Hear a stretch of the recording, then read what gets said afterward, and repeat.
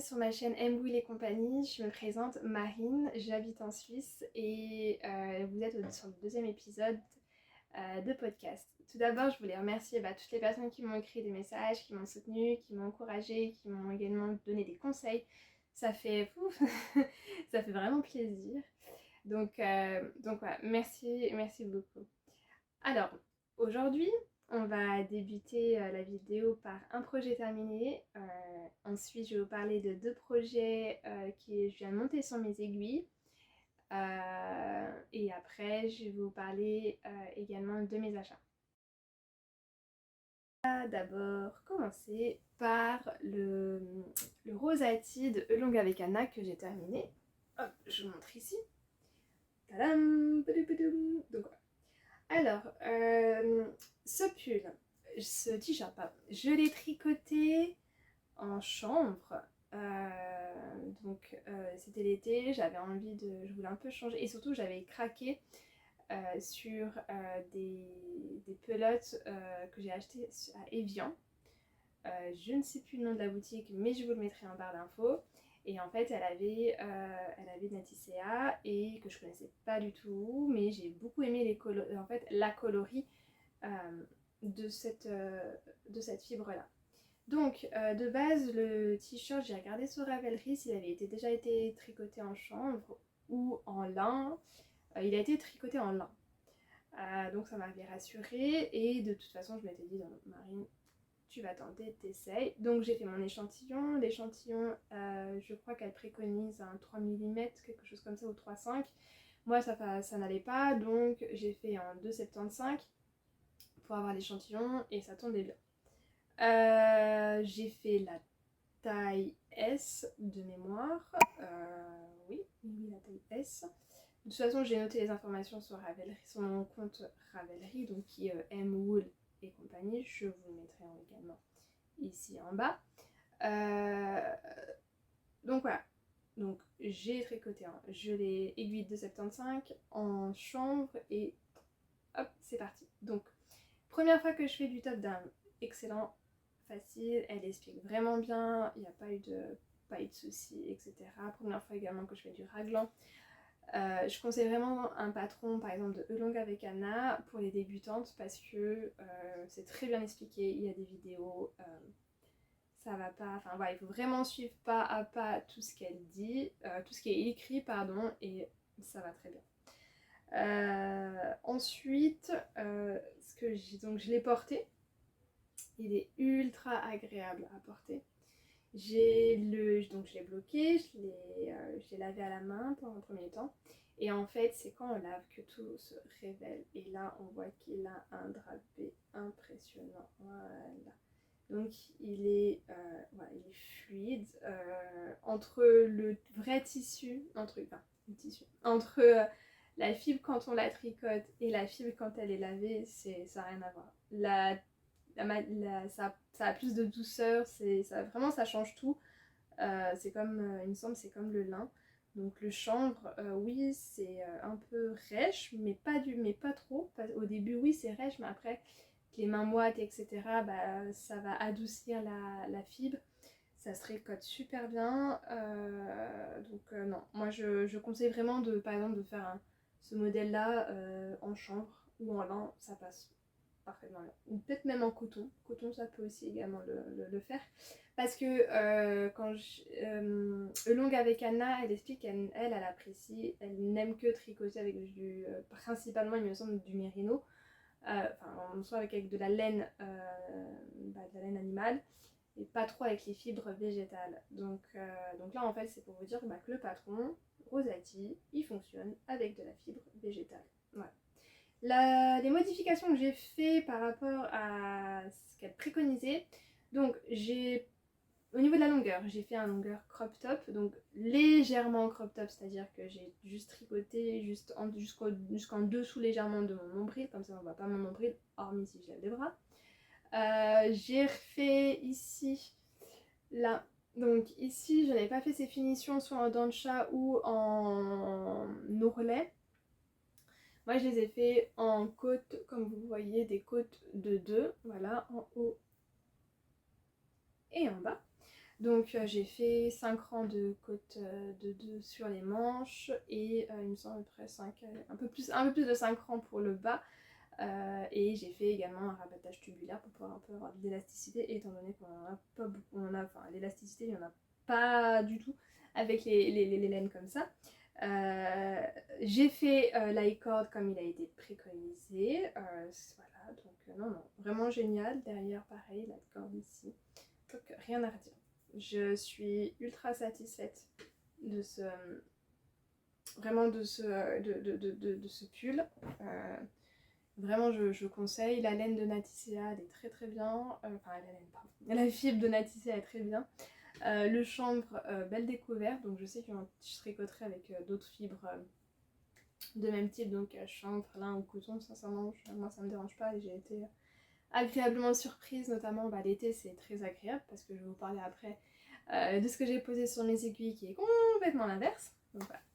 Donc, ça fait la bonne transition pour parler de ce que j'ai monté sur mes aiguilles juste après avoir terminé le rosati. Donc, je vais juste aller les prendre. À tout de suite. Donc, je disais que sur mes aiguilles, j'ai remonté suite au projet terminé, j'ai remonté. Hop, je monte. Voilà. Donc, hop, il se montre comme ça. Alors, je vous présente la première partie, donc les manches, du Diaphanous Raglan de DC Made Design. Donc, c'est un patron en anglais. Là, je monte d'un niveau. Mais elle a des vidéos, donc ça c'est génial, elle explique tout par vidéo, etc. etc. C'est un pull donc bimatière qui se tricote. Donc on tricote d'abord les manches. Je crois qu'il se pose. Je crois que ça va se mettre. Ouais, je vais pas dire de bêtises. Donc ça c'est une première manche. On retricote après la deuxième manche, on joint le tout en rond, on tricote le corps. On fait également, donc il y a un col en V. Et ensuite, on finit par les manches. Voilà. Donc, ce patron, en fait, je l'avais vu, je l'avais enregistré dans mes favoris parce qu'en fait, j'aime beaucoup les pulls à bimatière. Je trouve ça très joli. Et donc, quand je l'ai vu, je me suis dit, waouh, magnifique. Et en plus, Jessie Made, elle fait des patrons que je trouve ça très très beau et que je n'ai pas encore tricoté. Mais il y en a quelques-uns qui sont dans mes favoris. Et voilà.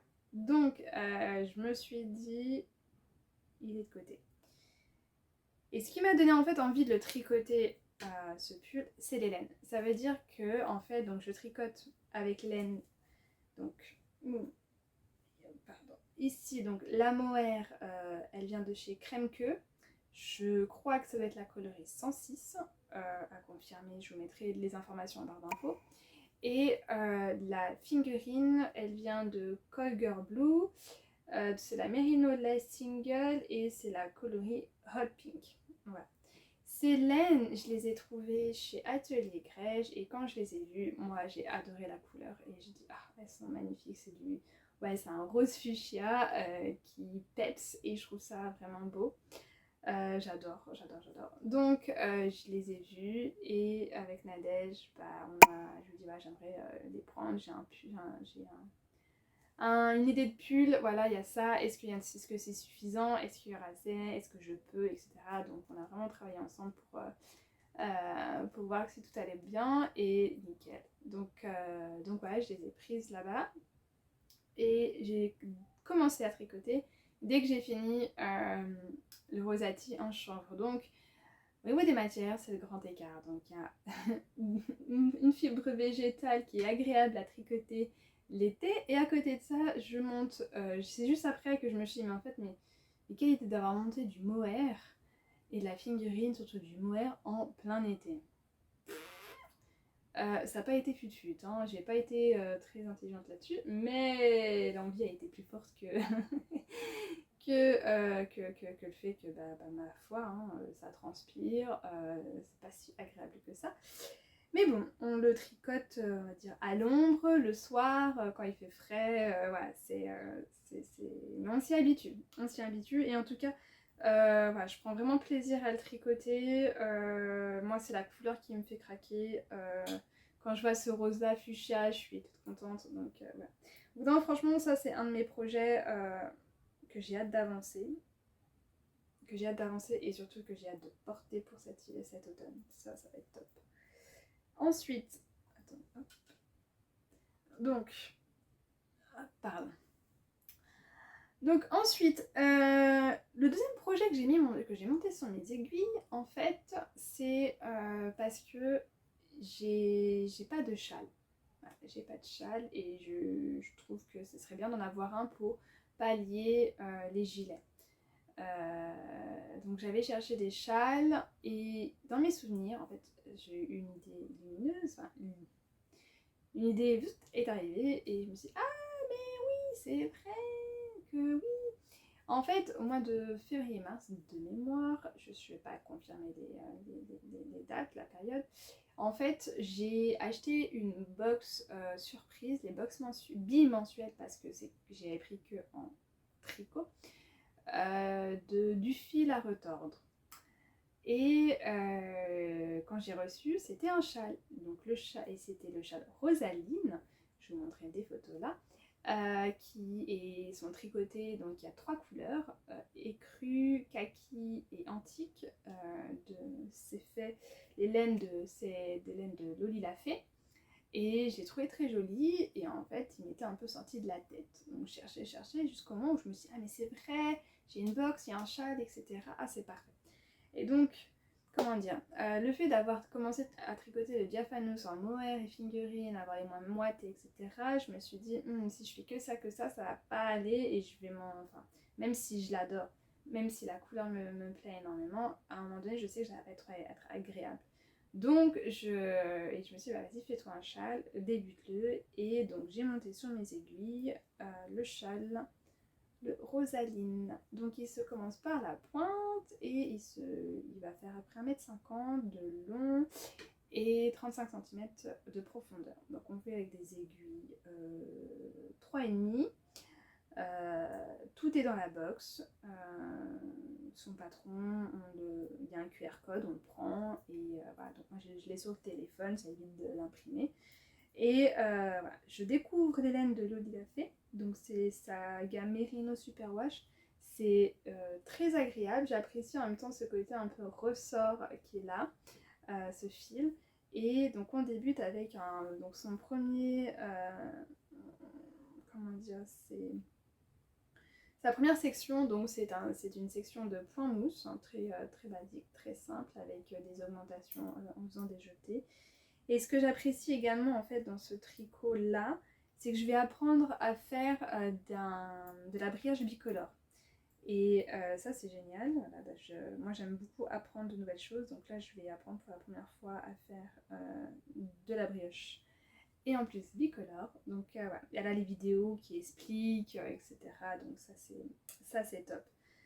Alors, voilà. Donc ça, ce sont mes 2 projets que je tricote actuellement. Ma petite paire de chaussettes, elle est en pause. Je ne pourrais pas vous dire pourquoi, juste je pense que avec les chaleurs estivales, on va se dire que je suis pas trop pressée de remettre les chaussettes à mon chéri. Ça, il m'a même dit il est pas pressé non plus, donc vu qu'il il fait chaud, la laine, c'est pas trop le bon moment. Peut-être attendre un tout petit peu septembre, octobre, on va voir quand ça va aller, peut-être novembre même. Enfin bref, en soi, il m'en reste pas beaucoup, hein. Je sais qu'il me reste, je suis vraiment aux diminutions, hein. Je dois faire les diminutions et ensuite je fais, comment dire, le crafting et hop, c'est fini. Donc en soi, j'en suis pas, j'ai pas encore, enfin, je suis presque à la fin, quoi. Voilà, excusez-moi, j'avais plus de batterie sur ma caméra. Donc, qu'est-ce que je disais? Oui, donc oui, oui, voilà, je disais par rapport aux chaussettes, en soi, voilà, je pense que je vais les refaire les fins automne, les reprendre en automne. De même que la couverture, parce que voilà, la couverture tient chaud, il n'y en a pas vraiment besoin en ce moment, clairement, avec les chaleurs qu'il fait. Donc ça aussi, c'est vraiment 2 projets que je mets de côté, voilà, je les mets un peu de côté. Ça prendra le temps que ça prendra, ma foi. Voilà, j'ai pas envie de me forcer à faire quelque chose dont je n'ai pas envie, sachant que c'est du plaisir. Donc voilà. Ensuite, je vais vous parler en fait d'une modification que j'ai faite pour la partie couture. Vous vous souvenez, la dernière fois je vous ai expliqué que j'allais faire le patron, la robe Magnolia mais en version courte pour l'anniversaire, hein, pour un anniversaire, un cadeau d'anniversaire, pardon. Finalement j'ai changé de patron, donc je vais vous montrer un instant. Donc voilà, donc si vous vous souvenez bien, pardon, il s'agissait, donc là je vous ai pris une chute hein, du tissu. Voilà, j'avais travaillé, donc j'allais faire une robe donc, dans ce tissu ici. Il s'agit d'une viscose avec un très bel imprimé un peu bohème, indie rose, donc c'est très fluide, voilà. Je l'ai acheté donc à la boutique Alja, celle de Genève, quand j'étais à Genève. Mais voilà, vous pouvez la retrouver dans toutes les boutiques d'Alja, etc., etc. en Suisse. Et donc, finalement, j'ai changé de patron. Pourquoi? Je sais pas. En fait, les manches me gênaient. Je trouvais qu'en fait, elle allait être basique. En fait, elle allait être basique. Mais vous allez voir que le modèle que j'ai pris, donc j'ai pris en fait la Butterick, voilà, j'ai pris celui-ci. Voilà. Donc c'est la Butterick 6623. Si j'arrive à retrouver des photos un peu mieux ou moins mieux, je vous les mettrai en barre juste à côté. Et en fait, j'ai fait un mix entre la version, comment dire, j'ai fait les manches de la version C avec le corps de la version B. Voilà, donc en soi, en fait j'ai pas mis il n'y a pas de tissu, il n'y a pas de contrastant au niveau des manches, tout sera sur le même tissu et en fait elle aura des longues manches, voilà, des manches qui sont en triangle comme ça et je trouve ça très joli avec un décolleté en V, voilà, avec une petite ceinture à la taille, voilà, donc j'ai trouvé ça, en fait, vous allez me dire oui, qui ressemble au Magnolia, oui c'est vrai, mais moi c'était les manches qui me plaisaient beaucoup et je trouve que ça lui correspondait mieux à la personne à qui je vais l'offrir, donc voilà, et finalement aucun regret parce que là sur ce projet là il me manque, je dois juste faire la pose de la fermeture éclair invisible, l'ourlet de la robe et c'est bon. Elle est finie, donc elle doit être prête pour le 31 juillet. Donc elle sera prête pour le 31 juillet, donc ça je suis contente et je vous mettrai des photos à la prochaine vidéo pour vous montrer le résultat et le résultat de la robe. Donc voilà, ça c'était le petit changement que j'ai fait, que je voulais vous annoncer également. Donc actuellement, donc, voilà tout ce que j'ai en cours. Ensuite, je vais vous parler petits achats. Donc j'ai fait pas des achats tricot, mais j'ai fait des achats couture. J'ai acheté 4 patrons parce que dès que j'ai fini la robe, je voulais me faire des shorts. Et en fait, là je m'étais dit Marine, fais-toi avec un niveau easy, facile, super facile. Au moins tu coupes les patrons, tac tac tac, tu fais, pas de pause de fermeture éclair, enfin, je voudrais un truc très simple, sans prise de tête, vraiment auquel je sais que j'ai un résultat qui va être bien et que je suis contente. Donc je vais vous montrer rapidement et je vous les mettrai également si j'arrive à les retrouver pour que vous les voyez mieux sur l'écran. Donc le premier c'est que des burdas. Voilà, je me suis dit moi je fais ça.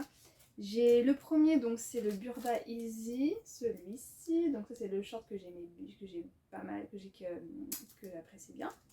Ensuite il y a un autre style de short ici, un autre Burda, c'est celui-ci que j'aimais bien. Et même le pantalon avec l'ouverture était sympa ici. Après là c'est plus pour l'hiver, demi-saison ou hiver, voilà, donc là c'est une jupe ils l'ont présentée en velours côtelé. Et là j'aime bien cette petite jupe aussi en longue pour une demi-saison.